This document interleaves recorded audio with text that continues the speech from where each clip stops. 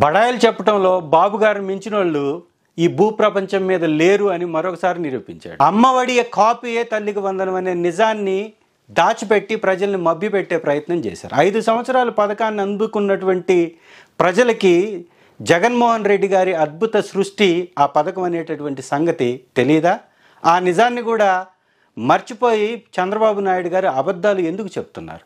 ప్రతిసారి ప్రజల్ని మోసం చేశాం, ప్రతిసారి ప్రజలకి నమ్మబలికాం, వారు నమ్మి గెలిపిస్తూ ఉన్నారనేటటువంటి ప్రజలపై చిన్న చూపే తన అబద్ధాల కొనసాగింపుకి ఒక కారణమవుతుందా? నిజంగా ఒకసారి అనేక అబద్ధాలని వారు ఏ విధంగా ఏమాత్రం బాధ్యత లేకుండా చెప్పారో ఒకసారి చూద్దాం. నేదురుమల్లి జనార్దన్ రెడ్డి గారి అధికారంలో ఉన్నప్పుడు కాంగ్రెస్ పార్టీ ద్వారా ఆ రోజు ఐటీని భారతదేశానికి పరిచయం చేసినటువంటి రాజీవ్ గాంధీ స్ఫూర్తితో మొదలైనటువంటి హైటెక్ సిటీ నాదే అని చెప్పుకుంటాడు. ఐటీకి పితామహుణ్ణి నేనే అంటాడు. Outer ring road YS Rajasekhara Reddy గారు తీసుకొచ్చేసి ఒక నగరానికి హైదరాబాద్కి మణిహారంగా తయారు చేసినటువంటి ఔటర్ రింగ్ రోడ్డు నా సృష్టి అంటాడు. రాజీవ్ గాంధీ ఇంటర్నేషనల్ ఎయిర్పోర్ట్గా ఈరోజు ఉందా, అది వైఎస్ఆర్ గారి సృష్టి. అనేక సంవత్సరాలుగా దగా పడ్డటువంటి పోలవరానికి పునాదులు వేసి పర్మిషన్లు తెచ్చి పర్యావరణ అనుమతులు తీసుకొచ్చేసి పోలవరం మొదలుపెట్టి దాన్ని చాలా వరకు పనులు కంప్లీట్ చేసిన పోలవరం నాదే అంటాడు.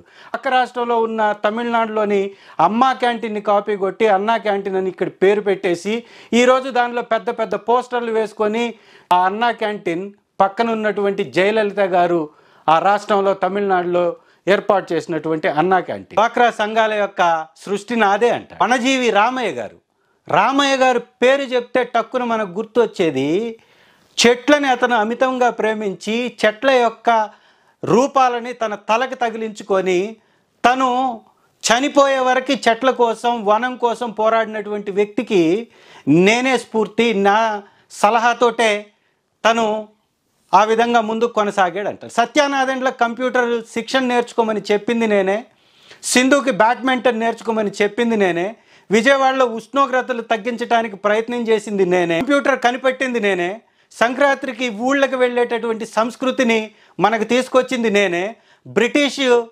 వారిని తెలుగుదేశం పార్టీ ఎదిరించింది అని ఒకటా రెండా రాయలసీమలో ఫ్యాక్షన్ తీసేసింది నేనే అంటాడు. గండికోట ప్రాజెక్టుకి నేనే ఆద్యుడిని అంటాడు. గాంధీజీ అంబేద్కర్ లాగా సామాన్య కుటుంబాల్లో పుట్టాను అని వారితో పోల్చుకుంటాడు. ఈరోజు బాగా సక్సెస్ అయినటువంటి ర్యాపిడో ఆ ఫౌండర్కి స్ఫూర్తి కూడా నేనే అని చెప్పుకుంటాడు. కరోనా వచ్చినప్పుడు వ్యాక్సిన్ ప్రపంచవ్యాప్తంగా వ్యాక్సిన్ కనిపెడితే ఆ వ్యాక్సిన్ కనిపెట్టడానికి కారణం నేనే అంటాడు. హైదరాబాద్ని ప్రపంచ పటంలో పెట్టింది నేనే అంటాడు. సాయంత్రం పూట పాలు పితకడం అనే సంస్కృతిని తీసుకొచ్చింది నేనే అంటాడు. ఇలా ఏమని చెప్పుకుంటున్నా? మతి భ్రమించా, లేకపోతే ప్రజల్ని మోసం చేయటం అలవాటుగా మారా, లేదా మోసపోతున్నటువంటి ప్రజలంటే చులకన భావంతో? ఇది నిజంగా ఒకసారి ప్రతి ఒక్కరు ఆలోచించండి. బాబు గారి బడాయి మాటల్లో నిజమెంత అంటే ఏ మాత్రం ఒక్కటంటే ఒక పథకం కానీ ఒక్కటంటే ఒక అభివృద్ధి కార్యక్రమం కానీ బాబు గారి పేరు చెప్తే ఈ 40 సంవత్సరాల రాజకీయంలో మనకి కనపడకపోగా బాబు గారి పేరు చెప్తే వినపడేదేటో తెలుసా?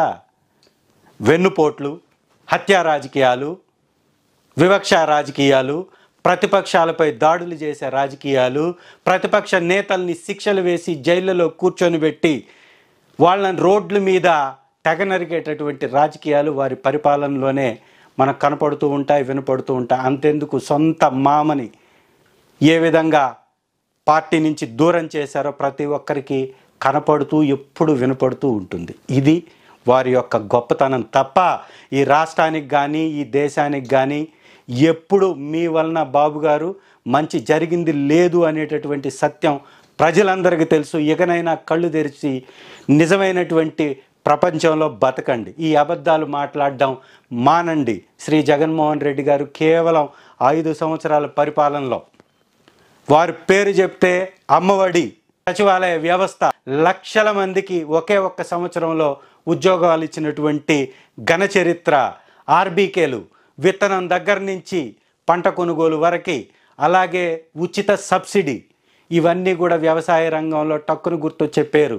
విద్యారంగంలో నాడు నేడు కింద అద్భుతమైనగా స్కూళ్ళన్నింటినీ వాటి యొక్క పరిస్థితుల్ని స్థితిగతుల్ని మార్చేసినటువంటి అద్భుతమైనటువంటి పథకం. ఆరోగ్య ఆసరా మెడిసిన్లు కూడా ఇంటికి తీసుకొచ్చేసి ఉచితంగా ఇచ్చినటువంటి పథకం. విలేజ్ క్లినిక్స్ ఇంటి వద్దకే అద్భుతంగా స్పెషలైజ్డ్ డాక్టర్స్ వచ్చేసి ట్రీట్మెంట్ చేసినటువంటి విధానం.